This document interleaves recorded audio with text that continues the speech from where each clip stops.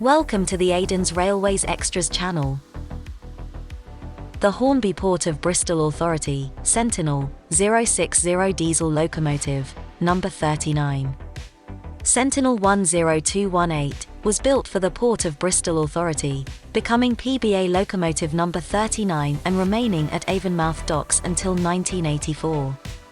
Moving to the Dean Forest Railway for preservation, and then the East Somerset Railway in 1999, 10218 received a large overhaul in 2011, restored to full working condition and painted in its original Oxford Blue PBA livery.